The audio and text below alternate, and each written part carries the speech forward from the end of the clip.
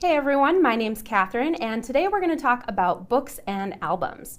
We're going to talk some key points on what the differences are between each of the products. We're also going to talk about what they're best used for and how you can place your orders. Let's go ahead and get started. Let's go ahead and talk about albums. Albums here are going to be your luxury item. The weight and thickness of them are going to give it a higher end feel for your clients. Now, the albums here are going to have multiple options that you can do. We have so many different cover materials, cover options that you can choose from, and you also have a couple different paper type options as well. You do have a fine art printing or a photo printing. Now with the albums here, what makes them really unique is that they have insert boards in between the pages. So they are going to make the pages more rigid. So take a quick peek here. You can see there's going to be some insert boards in between the pages, so the pages are going to be more rigid. In regards to the covers here, we also have debossing options. So on the cover of this one here, we've got a custom debossing, which is really great to make things a little bit more unique, specifically to add your client's text or anything like that, or if you want to add your own logo. The binding for the albums is another really great option that allows for a nice seamless spread from left to right. So we call this a flush mount binding. So it'll lay flat. So I'll just lay this down here so you don't have to worry about any loss of information in the gutter. It's going to be a nice seamless spread from left to right. Another great option here for the albums is that they have the thick or thin inserts. So let me show you those. Taking a look here, you can see we have a black or we have a white insert. This is just a personal preference on how you want your albums to be viewed. What I would suggest is if you've got a nice white, clean layout, then using the white insert boards. Otherwise, if you have more darker images or spreads, the thick black insert or even the thin black insert is really great option. So those are the two options for the albums.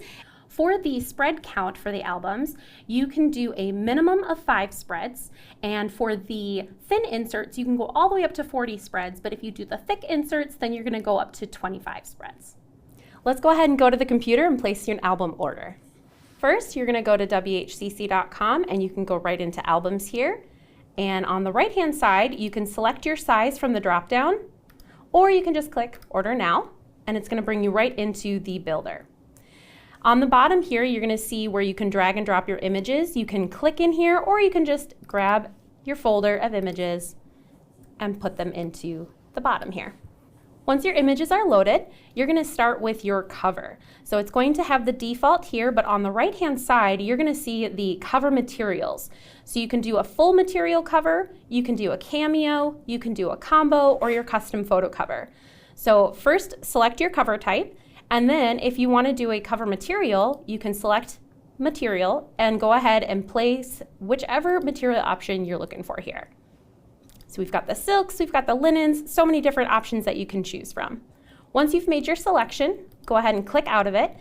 At the bottom here, you do also have debossing options. So just make sure that you go through and select whichever option you're looking for your cover, and you can add your custom dies as well. Once you make your selections for your cover, you're going to go ahead and click to the end leaf. The end leaves, again, we can show you here at the smooth black, the textured black, or the textured white. So you have many different options, and the insert boards. So your insert boards and your rounded corner options are going to be filtered here as well. Once you're done there, you can go ahead and go to your spreads, and this is where you get to have some fun designing your album. At the bottom here, you're going to have all of your images, and this is where you get to pick and choose which images you want on each spread. So you're just going to click, and it's going to highlight those images that you want. Then you're going to simply just drag and drop right into the center workspace here. Now on the right-hand side, it is going to populate all of these different layouts that you can select from, or what I like to do is you can go ahead and hit shuffle, and it's going to start shuffling these different layouts so you can pick and choose whichever works best for your album. So you can go in here, you can increase the size and move things around as needed and play around with your album. You can continue to do this with each spread. So if you want just a single spread, you can go ahead and do that as well. You are also going to see where that crease line is for the seamless spread, so just be mindful of that if you have any important information that you don't want to go right down the center there. You can kind of play around with that as well. So you're again going to continue to select all of your images and design your album as you'd like. With the albums, you do have a minimum of 5 spreads. So when you are going to place and play around with your album here, it does at the top have the 5 spreads already entered here for you. So something to just kind of keep in mind when you are designing. If you want to add more spreads, you certainly can do so. Once you've got all of your spreads up here, you can go ahead and hit review. This is going to bring you to the page where if you want to change any of those paper type options again from when you first started, if you want to change anything with your insert boards or add those rounded corners, you can do so here. You also do have your sample discount option at the bottom. And then you can go ahead and hit add to cart.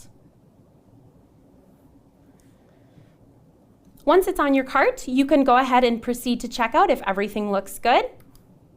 And it's going to bring you to your checkout page. This is where you can add your drop shipping if you need to send it directly to your client. If you scroll down here, we're going to see our shipping options and our reference box and special instructions up here with your total. And then once you're completed, you can go ahead and hit place your order.